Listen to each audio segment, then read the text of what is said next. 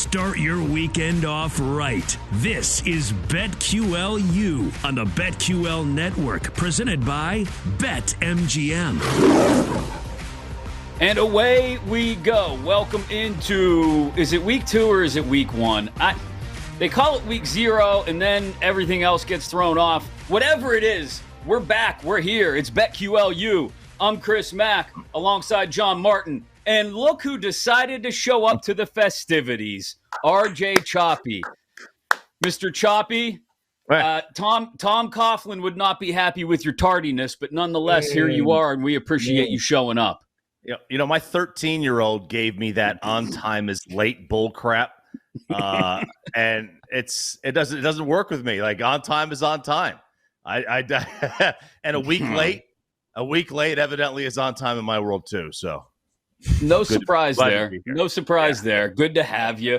We got plenty to get to this week, obviously, because like I said, it's officially week 1 in college football, which means we got plenty of games to talk about, some huge ones on Saturday in particular that we will jump into. We'll play add drop. We'll each have something to add to the festivities or tell you, no, you got to drop it. We've got our best bets. We've got, we'll play Let's Go or Hell No. Yeah, we'll get through all of it, despite everything we've got to get to. Let's dive right in, though, by taking a look back at week 0, as they call it, gentlemen. Let's start with Notre Dame. And Notre Dame handles Navy. Notre Dame looks like a quality Notre Dame team. Notre Dame looks like a team with a quarterback. They covered the 20.5 going away, 42-3 over Navy. Their schedule is not easy. It's got a couple of big landmines in the middle of it, like Ohio State and USC, and we'll get to the Trojans in a couple of minutes here. But, John, we talked about Notre Dame last week. I talked to a couple friends this week after they won that first game. I still feel like Notre Dame's probably got to go undefeated if they want to have a shot at the playoff, but yeah. In that case, 1-0 is a whole hell of a lot better than 0-1. Yeah, that was a lot of people like Navy in that one, right? Plus 20.5, plus 21. It looked more like that Morgan Wallen concert at the Porta Potty. I mean, it was a beatdown. Good. It was reference. A beatdown. Solid reference. I like that. Do not. That was very good. I saw that today. That blonde girl, man. That was Where did she go from, man? Yeah, those are some of the hardest swings taken at PNC Park all year, boys. I'll tell you that now. You guys have had a field day with that one on the air, huh? Woo. Oh, man. Look, I'm not saying I know some of those girls, but I know the predecessors to some of those girls. Those are city girls. Those are girls from the Brookline neighborhood of Pittsburgh who they got all gassed up all day in the parking lot, and then they wandered in, and some girl stole their porta potty while they were waiting in line. And here's the best part. That was just night 1 of 2 nights of shenanigans. Back-to-back Morgan Wallen at PNC Park meant 2 nights of shenanigans. And again, some of the biggest hits we've had at PNC Park all year. I feel like we need to like edit it, and we need to put Sam Hartman's face on the chick in the white with the Heisman Trophy, because I think that's like here come the odds for Sam Hartman and the Heisman after that. We saw what he did at Wake Forest last year, and I will say, I mean, I know it's Navy and they're down. They have a first-year head coach, so growing pains are going to happen. But I really do believe that there is a great chance that Sam Hartman's going to be in the race here. He's going to make this offense completely different, open it up, and I think he'll be firmly in the race for winning a Heisman, no doubt about it. Man, all this talk about Sam Zaddy, my guy, sexy Sammy. It's getting me going here, man. I absolutely love this. I can't stand Notre Dame. There are very few things in this world that I hate more than Notre Dame, except for Sam Hartman. That beard, I mean, I'm growing my beard out a little bit just to kind of match his. It's fantastic. Yeah. I mean, he just exudes like he's the Marlboro man. He looks like the Marlboro man of college football. I absolutely love it. And he is. I mean, he is a good, I think, Heisman long. I can't even say a long shot. When you're at Notre Dame, when you're the quarterback at Notre Dame, you can't be a long shot for the Heisman. You're just kind of in the discussion. Like, you don't have to do much in terms of promotion for him. They don't need to do. I mean, what are they going to do for him? Just send out like little hearts to all the Heisman voters like they used to. Little footballs with beards. RJ. Yeah. Yes. Just get the James Harden silhouette going. Yeah, that'd be good. So I mean, because you think about it, right? I mean, you can't give it to Caleb Williams again. So you're looking for sort of a new face, a new name. I mean, what better than the Notre Dame narrative at this point?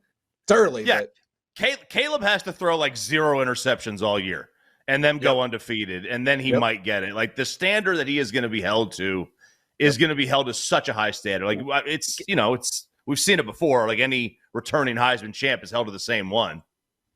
Caleb Williams might have to throw 0 interceptions just to keep his defense off the field, because that defense is still a disaster, giving up 28 to San Jose State. Here, it sets up well for your guy Sam Zaddy, though. I imagine he'll climb up the board from 16-1, because they got Tennessee State this weekend, a trip to NC State next weekend, and then Central Michigan and South Bend, I think, in week 3. Before things pick up, right? Okay, and then they hit Ohio State, and Duke is what it is, and a trip to Louisville might be a little tougher than it has been in some years, but that's where business really picks up in the second half for Notre Dame, or I guess the middle third, if you want to look at it that way. But his odds may be so short for the Heisman after the first month of the season, first 3 weeks of the season. If you're in on Sexy Sammy for the Heisman, as I know RJ has been since last year, but definitely now is the time to put the money down to get the best value. That much I would agree with, because he's going to just put up numbers the next few weeks. And the Irish at 30-1 to win the national title too. Like I said, this is the perfect start for them. This is exactly what Notre Dame's schedule should look like every year, and they'll be afforded this opportunity since they don't have to join a conference when there's a 12-team playoff. They just craft that schedule exactly the way they want it. And they're going to look up. It's going to be mid-October. They'll have the Ohio State game, and that'll be when things really start for them. Yeah, and they get Ohio State at home, and they get USC at home, and their tough game on the road is Clemson. And, I don't even know what to make of Clemson anymore. Like, I really don't. I know it's like it's pretty, like, kind of recency bias, how they were just great. And then, oh, wow, they lose to Sean and Trevor Lawrence, and all of a sudden they're just kind of just really, really good. Like, they're talented, but I don't even know what to make of Clemson. I don't know how big of a threat that is for Notre Dame at all. If Notre Dame gets by USC and Ohio State and they go undefeated, or at Clemson, I mean, they'll be a big favorite in that game, even on the road.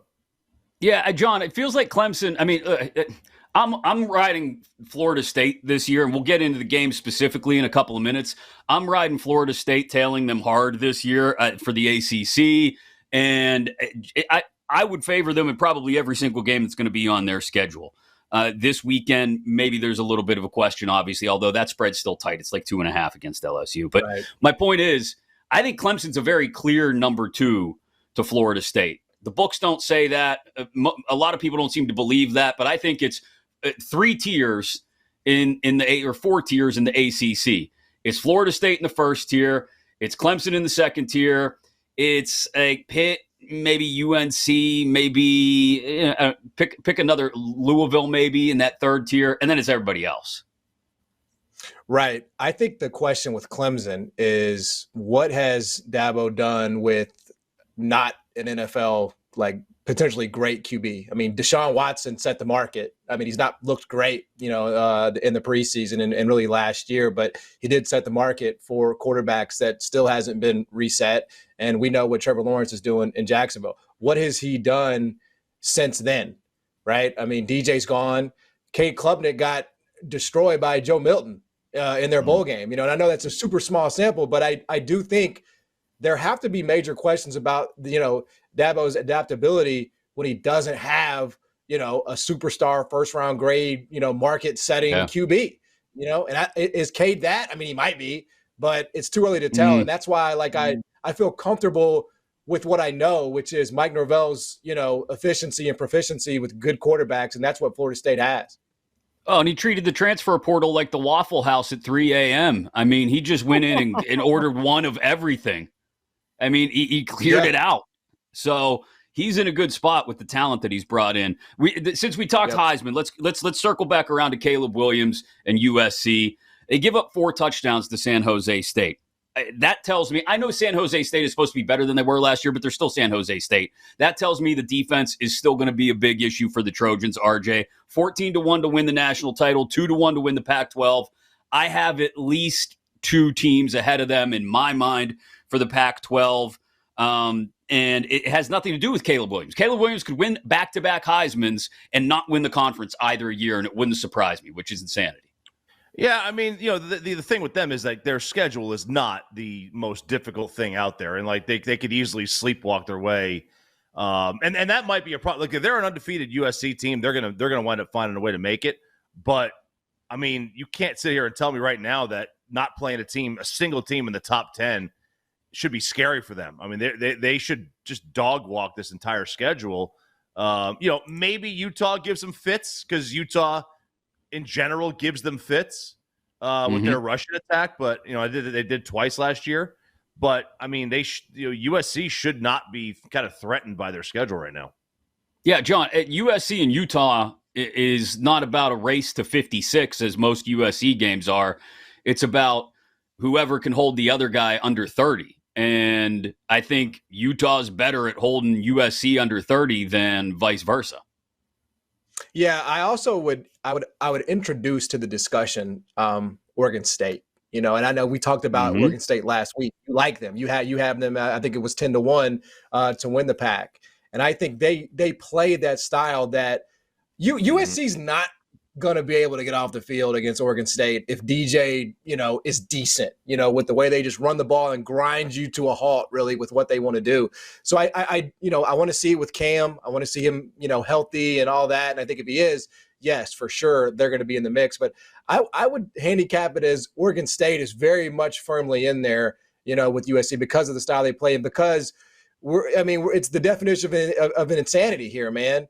You keep the DC and you have the same exact problems. Nothing's changing. So right. I think you have to have Oregon State in that discussion as well. That's what's funny, RJ, is like I look at the Pac-12 and I want to just hammer the over on every game. But then I look at Utah and Oregon State and I say to myself, well, no, defense is going to win the conference. It's just like it did last year. And like John said, we talked about Oregon State last week. I'm all over them more because the value was there. I don't know if there's necessarily an easy path to them winning the conference. It involves a huge win over Utah, even if it is at home. It involves winning a conference championship game by either beating Utah a second time or beating USC most likely. And that's an uphill battle for Oregon State. But either way, that's what tells me you can score, again, 56 a week in the Pac-12. It's not going to matter until you meet Utah and Oregon State, and you got to beat one of those two. I mean, taking the overs of the Pac-12 generally is good. Now, with DJ quarterbacking, I don't know about that one. But, who knows, right? Look, we've seen quarterbacks get changes of scenery, new coaching, different scheme, better scheme fits, and they've taken off. We've seen that quite a bit. So it wouldn't stun me if he went up. Look, he was a talented kid. Still is. Right. I mean, he got you don't start at Clemson because you're garbage, right? So he's got talent. It wouldn't stun me. But yeah, I mean the overs of the Pac-12 generally hit, but I think you're right. I mean, those two teams, Utah and Oregon State, I mean, they can grind it out, and if they want to play in the 30s, they want to play in the 20s, they can play in the 20s. Yeah, and I still think motivation is a huge factor for Oregon State too. Like to be one of the left behinds that's going to go to the Mountain West or whatever it turns out to be that team and to be in this conference where every other team that's ranked is leaving you behind and they're all going to cash in big. And you're going to be left playing Colorado State on a Thursday night in the middle of November in a couple of years.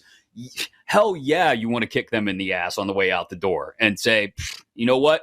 We don't need you anyway, and take one last good run at the Pac-12 crown. And I think that can't be overstated. Those kids feeling like they're getting left behind by everybody else. Now, look, in this day and age, half of them may transfer out to go play again in a Power 5 conference. But that, John, that motivation factor, I think, can't be understated for a program like Oregon State this year. Yeah, and I think they're one of the programs where you want to talk about, the new rule changes with the clock. They're one of the teams that stands to benefit the most, man. Because if you don't get them off the field, based on what they did last year, I don't think they're going to change up a whole lot for DJ. I think it's just going to be sort of more of the same, maybe even enhanced version of that.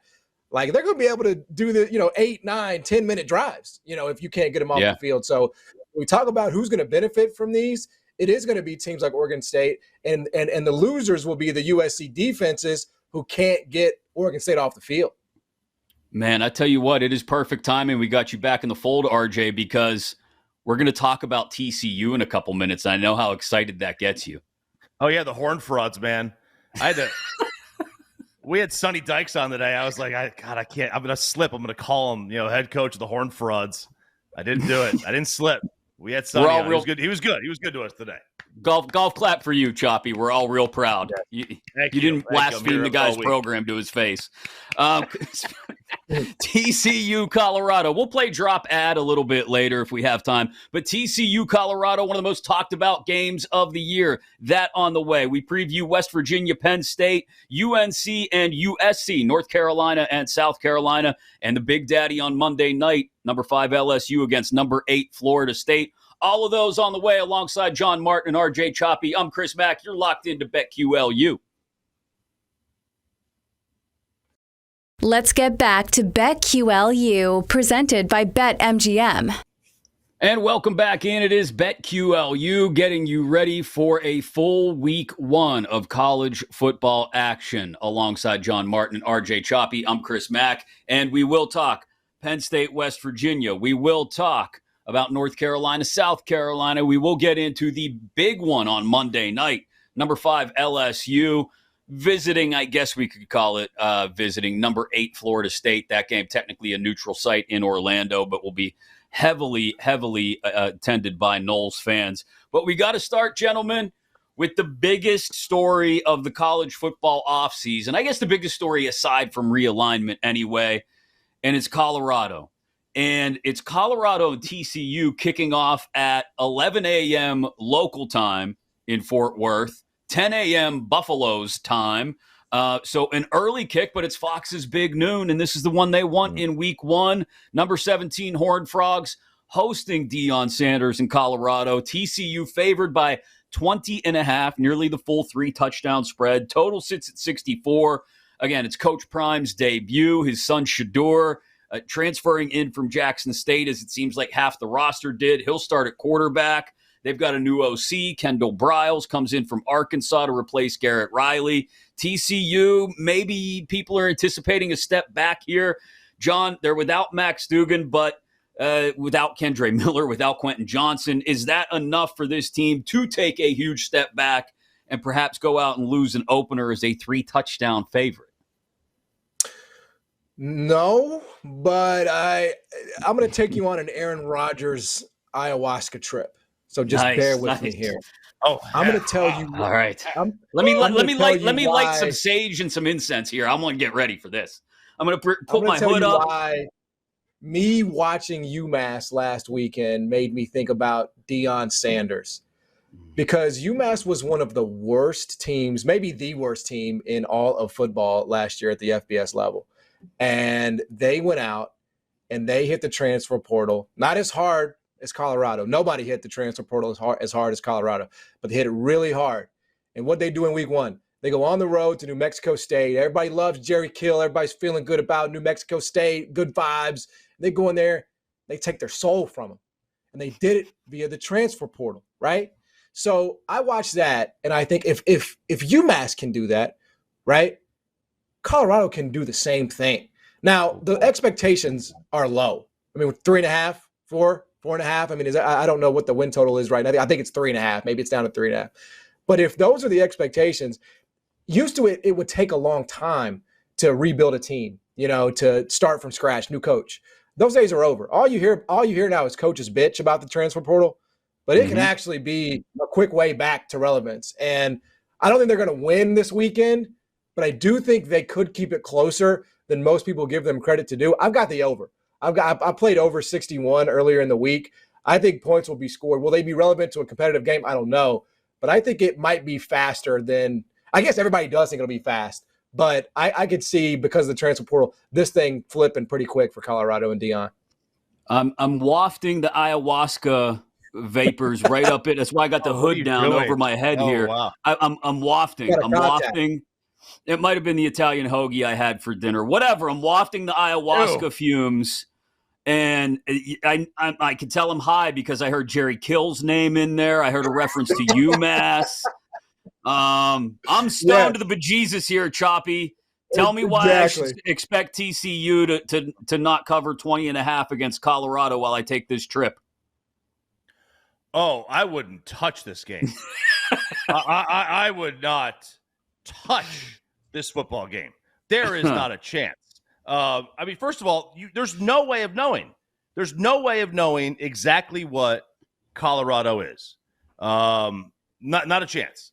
So, like for me, when we talked to Sonny Dykes today on my radio show, he was like, I was like, how do you even prepare for this team? Right. It's a new coaching staff. So, like, you can't go back and watch last year's players because there's 70. This is a college football version of an expansion team. There's no scheme. They've got coaches they pulled from all over the country. It's not like Deion's just going to run his own system that he has. He doesn't have a system. He's Deion. He's just out there just hanging out and, wearing a cowboy hat some days and other days wearing a fur coat, and he's Deion, right? He's a recruiter. So right. It's impossible to predict this game. So I was, I would not touch this game at all. I would not take the plus 20.5, and I would not take TCU to. I think TCU is a good team. I think TCU on paper is as good as not quite as good as they were last year because they had, they don't have first round talent at wide receiver this year. Right. But, and again, I mean, they dominated the transfer portal. They did really well in the transfer portal. And Chandler Morris beat out Max Duggan to start out last year anyway. So, I mean, this year's TCU is probably TCU. Yeah, I still think they're going to be crazy competitive at the top of the Big 12. I'm right there with you. They're a good team. And here's the thing. I want Deion to find some success at Colorado because it's a good story. I want Deion to make this work because, again, I root for the story and the drama. That's what I give it to me. But I was watching clips from that BS High, that HBO Max documentary about Bishop Sycamore, and then I was seeing clips of Deion, and I was catching a lot of the same vibes. Like, Deion didn't make up a school, but man, Deion talks a fantastic game. And if Deion's team plays anywhere nearly as well as he talks, they may shock the world and win the Pac-12 this first season. But this team is not going to play as well as Deion talks. And what you just alluded to there, Choppy, they've got guys from all over the country trying to come together and piecemeal together some kind of system. I don't foresee it working really well through at least the first half of the season. I think they're going to lose some games, and I think they're going to lose some games ugly. And I really like TCU to cover this thing. It ends up like a 42-17 kind of deal, a 38-14 kind of deal.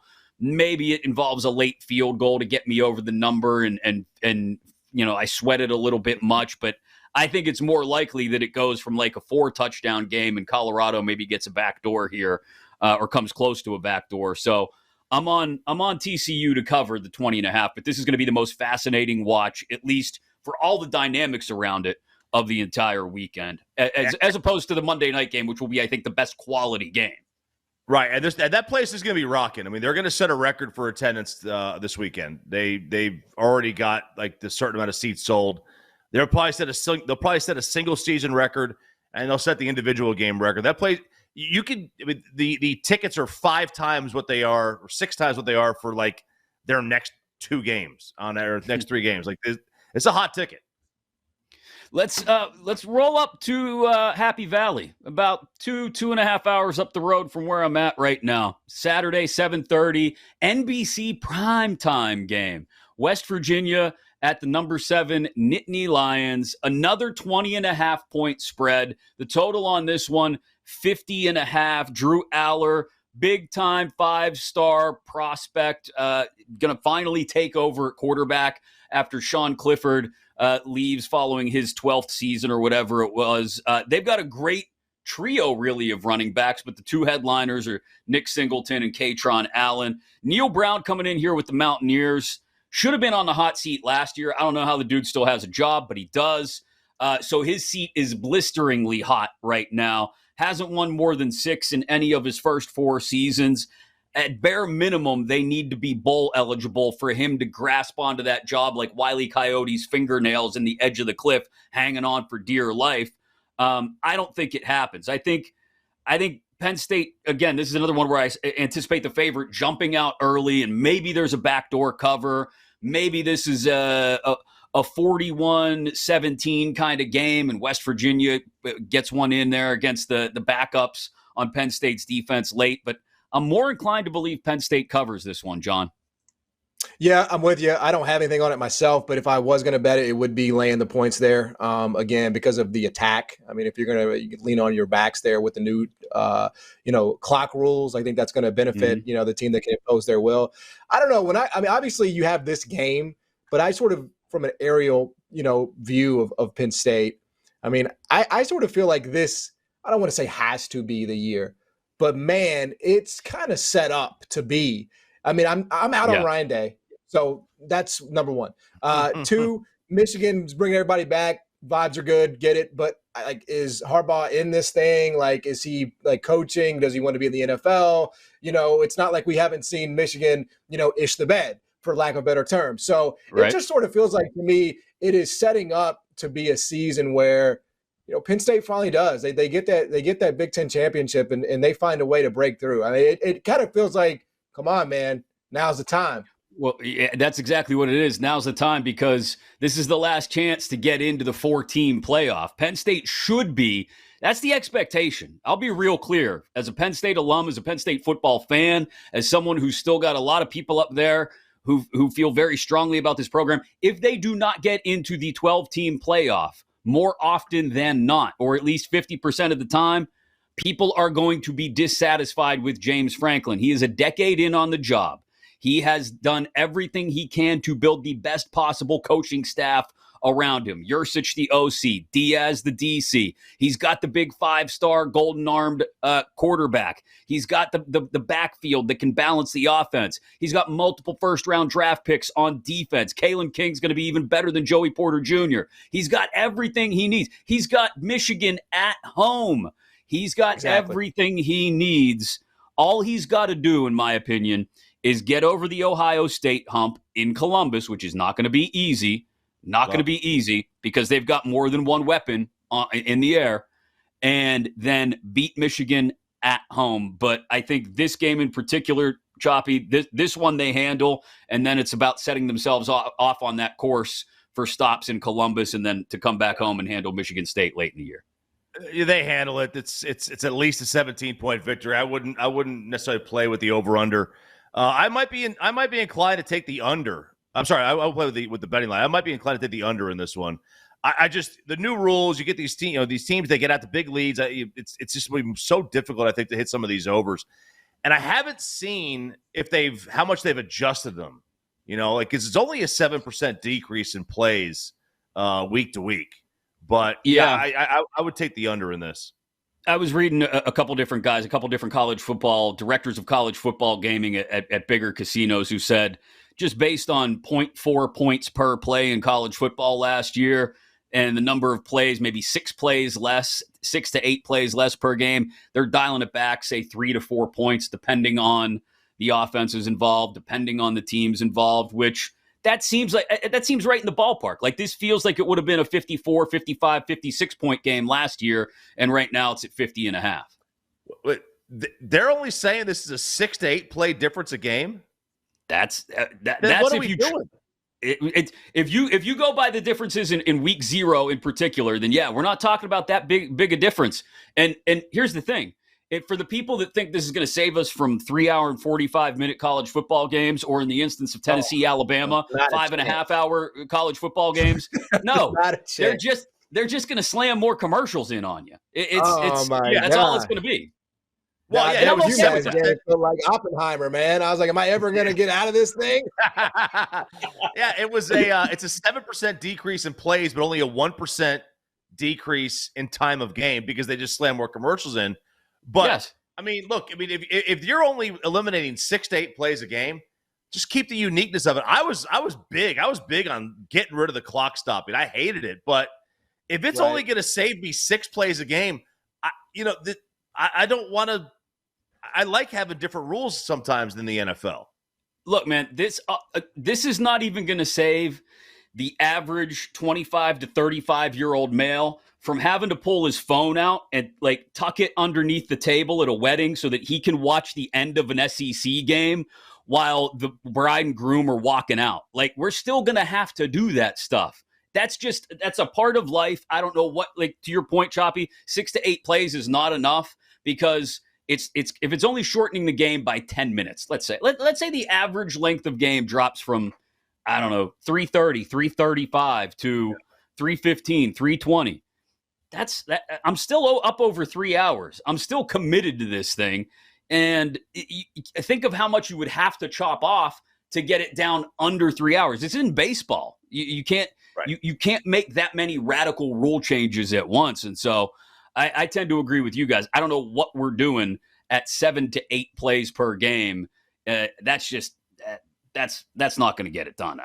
It doesn't make a ton of sense. But you're right. It is going to affect the totals. And I think that's something to keep an eye on. We'll get it the first full week anyway of watching how it affects the totals this weekend, as opposed to a USC game and a Navy game, right? Like, those are two of the biggest outliers you could find for pace of play and offense being generated in college football on opposite ends of the spectrum in week 0. Week 1 will give us a real legitimate shot to evaluate it. All right, we got 2 more games we want to touch on. Of course, North Carolina, South Carolina, as the Tar Heels come in ranked 21 and meet on somewhat of a neutral site against South Carolina in Charlotte. And we got to talk about the big Monday night game as well, LSU and Florida State in Orlando. We will do that. We are here with you every single Friday night into Saturday morning, getting you ready for that week's action. And it is the first full week of action. So we are getting you ready right now. Be sure to follow us at BetQL app on Twitter. Be sure to watch the show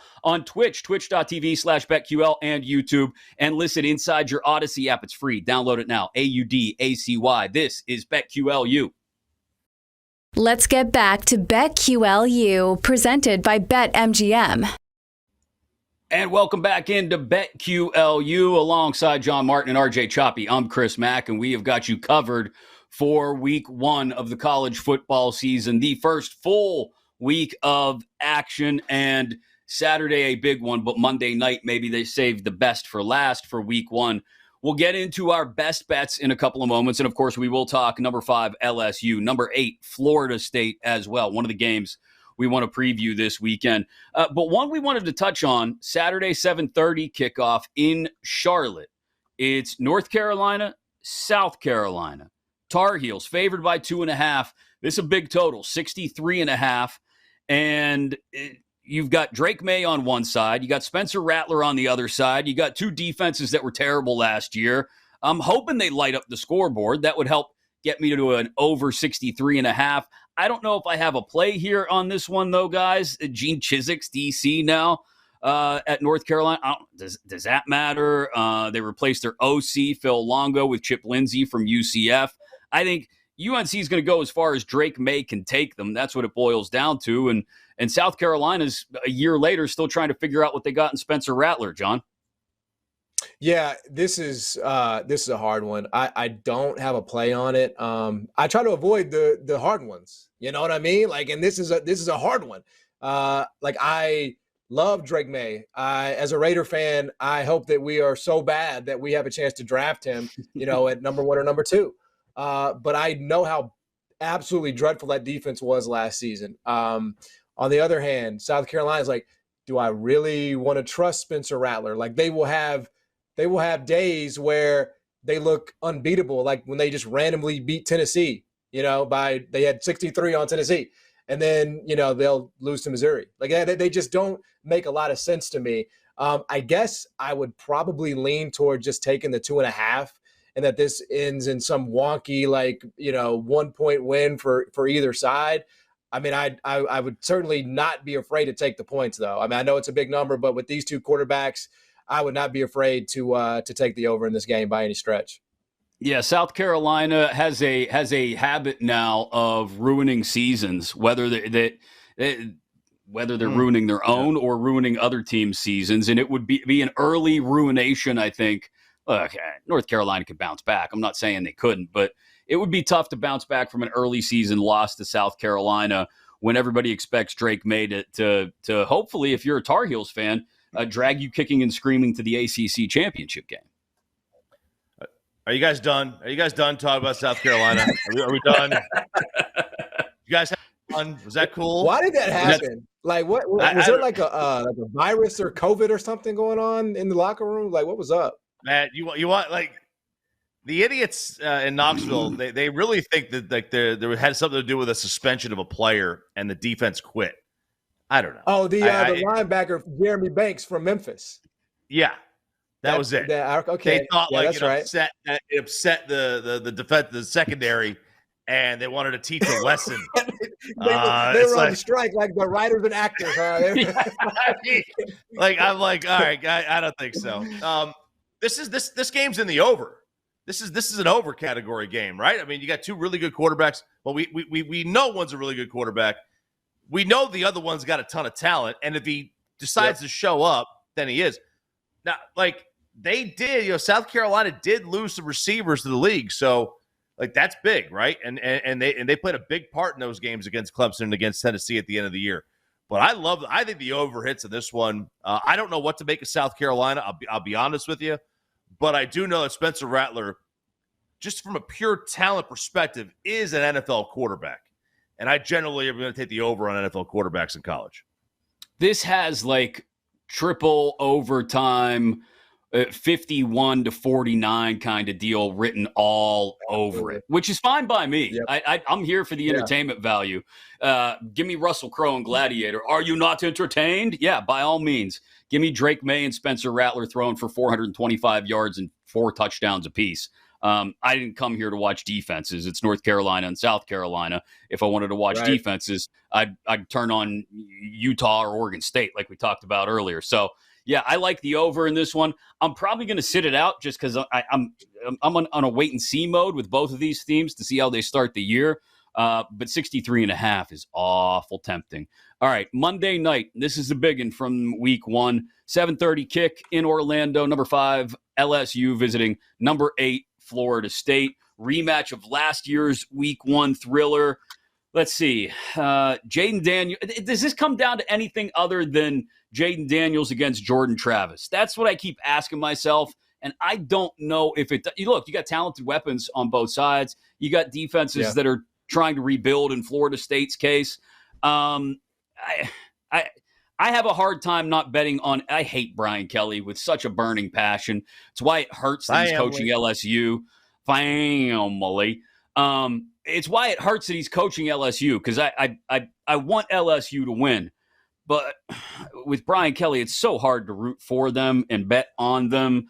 Nonetheless, I think I do think I like LSU to cover the 3 here. I'm not all in on it yet because, like I said earlier, I still think this is Florida State's year to win the ACC as well, John. Yeah, I'm gonna wait and see what this number gets to. I don't have anything on it yet, but I am circling. I want to see how big that number can get for Florida State. I know some sharp money did come in on LSU, at least when it was 2.5. But look, LSU is going to be down Mason Smith, one of their stud defensive linemen who's still rehabbing from an injury. They're not going to have John Emery, one of their better running backs. It's setting up honestly pretty decently for Florida State in this one, especially if you can tell me I'm getting, does this creep up to 3.5 maybe? I don't think it'll last there long if it does, but if it's 3 now, I think it could potentially get there. Look, I just like a year ago, I love Jordan Travis, the way they ended that year, the way they, put up a ton of points against Oklahoma in that bowl game. I think they ended the year on a great note. And again, being in Memphis, I know the tutelage of Mike Norvell when he's got a stud QB. And I think Jordan Travis is undervalued right now, sort of nationally. And I think this is a great opportunity for him to say, hey, Florida State's a real contender, and I'm a real contender for the Heisman. So I do lean Florida State. I just want to see how good that number can get before I lock anything in. It's tough for me. I'm leaning the under in this one. I know, generally when you have a good quarterback play, you don't do that. But, it seems like if I remember right, like last year, like LSU, like just seems like especially at the beginning of the year. I mean, these two teams played in the mid-20s. It would not hit the number. Now, obviously, Brian Kelly's system is further along now than it was then, and they did have some guys out. But I'm going to lean on the under this one. I think Florida State has the edge. It is basically a home game for them. In Orlando, it's basically a home game. I can't figure out Mike Norvell yet. Like, I like him. I like Norvell, but I haven't figured out exactly if I love him or not yet. I hate Brian Kelly. I can't stand Brian Kelly. Mrs. Kelly, or as he would call her, Mom Kelly, doesn't even like Kelly, Brian. Right. Yeah.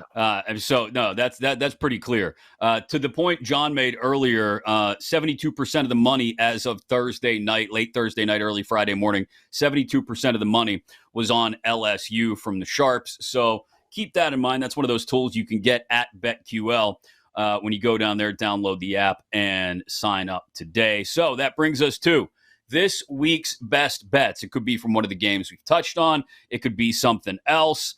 John, I'll let you lead off. What do you got this week that you like the most?